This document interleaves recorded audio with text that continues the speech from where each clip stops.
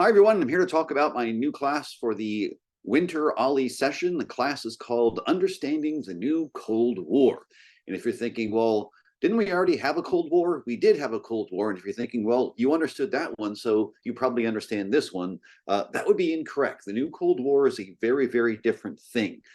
Some of the same countries might be in play, such as China and now Russia, which used to be the Soviet Union during the original Cold War.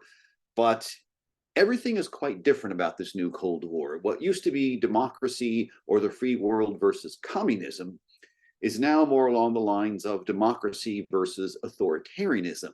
And the argument is that the end of the first Cold War, when we thought liberal democracy had won the battle for political ideologies, this is something of a rematch with the argument that liberal democracy has proven that it's weak, that it's inefficient, and that it fails to solve problems in a way that leaders like Putin or Xi Jinping are arguing they can solve without the messiness of democracy and civil society and protests and a Congress that can slow things down.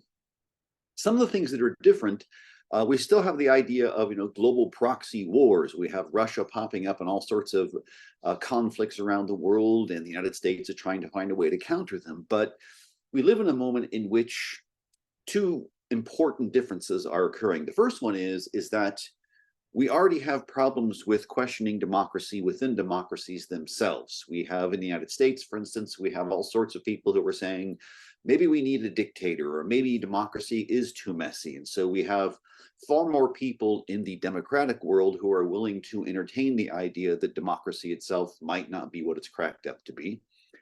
And we also have even bigger problem, which is the ability to spread misinformation and disinformation that in ways that were simply not possible during the first Cold War. And the fact that it's possible to do that, and the fact that more and more voters are not well equipped to discern the difference between actual information or facts and misinformation and disinformation, makes everything a bit more scary this time around. So we're going to talk about all of the stuff. We're going to go over specific examples of conflicts, of who's saying what, why you should be concerned, how this will affect the Democratic election right here coming up in November 2024, all that stuff. We've got so much to talk about.